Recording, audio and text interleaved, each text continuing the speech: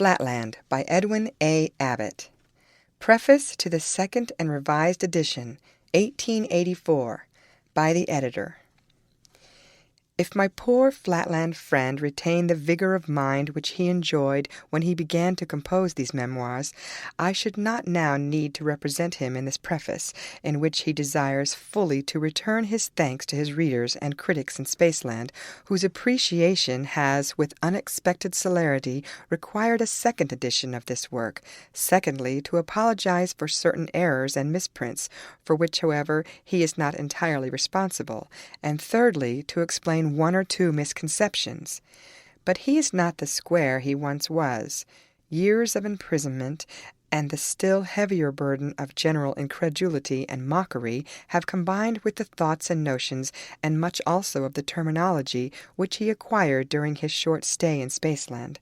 He has, therefore, requested me to reply on his behalf to two special objections, one of an intellectual, the other of a moral nature.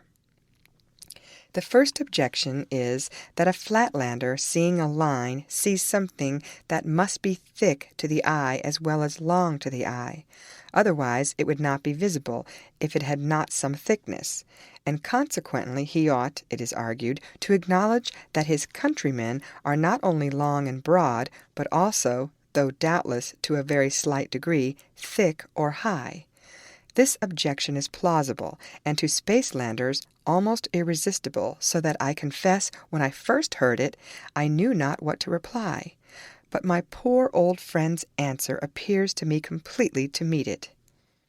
"I admit," said he, when I mentioned to him this objection, "I admit the truth of your critic's facts, but I deny his conclusions. It is true that we have really in Flatland a third unrecognized dimension called height, just as it also is true that you have really in Spaceland a fourth unrecognized dimension called by no name at present, but which I will call extra height. But we can no more take cognizance of our height than you can of your extra height. Even I, who have been in Spaceland and have had the privilege of understanding for 24 hours the meaning of height, even I cannot now comprehend it, nor realize it by the sense of sight or by any process of reason. I can but apprehend it by faith. The reason is obvious. Dimension implies direction, implies measurement, implies the more and the less. Now, all our lines are equally and infinitesimally thick or high, whichever you like. Consequently, there is nothing in them to lead our minds to the conception of that dimension. No delicate micrometer, as has been suggested by one too hasty Spaceland critic, would in the least avail us, for we should not know what to measure nor in what direction. When we see a line, we see something that is long and bright.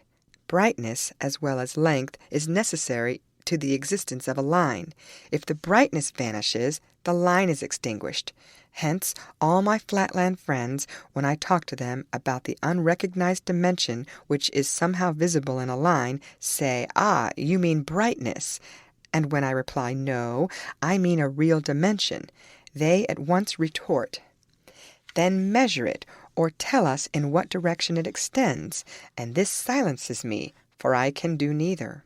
Only yesterday, when the chief circle, in other words our high priest, came to inspect the state prison and paid me his 7th annual visit, and when for the 7th time he put me the question, was I any better? I tried to prove to him that he was high as well as long and broad, although he did not know it.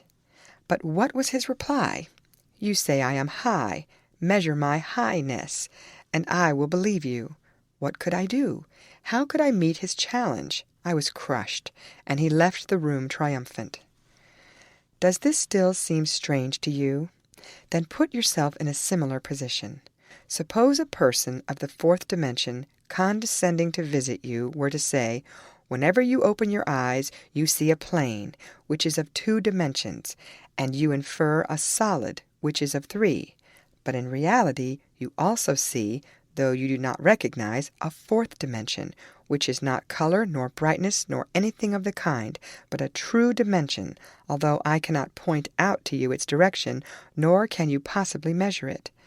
What would you say to such a visitor? Would you not have him locked up? Well, that is my fate, and it is as natural for us Flatlanders to lock up a square for preaching the third dimension as it is for you Spacelanders to lock up a cube for preaching the fourth. Alas, how strong a family likeness runs through blind and persecuting humanity in all dimensions. Points, lines, squares, cubes, extra cubes, we are all liable to the same errors, all alike the slaves of our respective dimensional prejudices, as one of our Spaceland poets has said. One touch of nature makes all worlds akin. Footnote 1. On this point, the defense of the square seems to me to be impregnable. I wish I could say that his answer to the second or moral objection was equally clear and cognate. It has been objected that he is a woman-hater, and as this objection has been vehemently urged by those whom nature decree has constituted the somewhat larger half of the Spaceland race, I should like to remove it so far as I can honestly do so. But the square is so unaccustomed to the use of the moral terminology of Spaceland that I should be doing him an injustice if I were literally to transcribe his defense against this charge. Acting, therefore, as his interpreter and summarizer, I gather that in the course of an imprisonment of 7 years he has himself modified his own personal views, both as regards women and as regards the isosceles or lower classes. Personally, he now inclines to the opinion of the sphere, see page 86, that the straight lines are in many important respects superior to the circles. But, writing as a historian, he has identified himself, perhaps too closely, with the views generally adopted by Flatland, and, as he has been informed, even by Spaceland historians, in whose pages, until very recent times, the destinies of women and of the masses of mankind have seldom been deemed worthy of mention and never of careful consideration. In a still more obscure passage, he now desires to disavow the circular or aristocratic tendencies with which some critics have naturally credited him.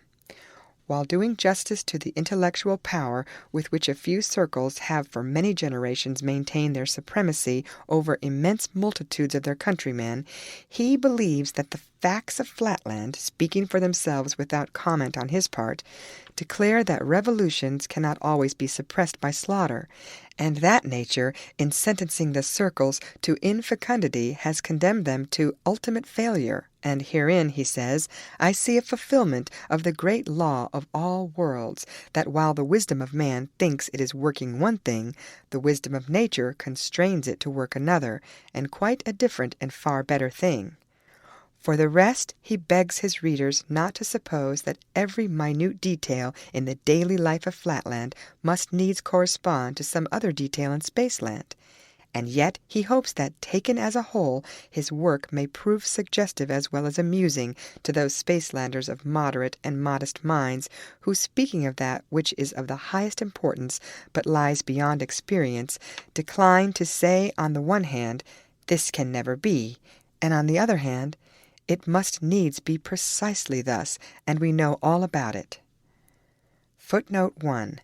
The author desires me to add that the misconceptions of some of his critics on this matter has induced him to insert on pages 74 and 92 in his dialogue with the sphere certain remarks which have a bearing on the point in question and which he had previously omitted as being tedious and unnecessary. The End. Read by Lorraine Montgomery for Lit2Go on the web at fcit.usf.edu.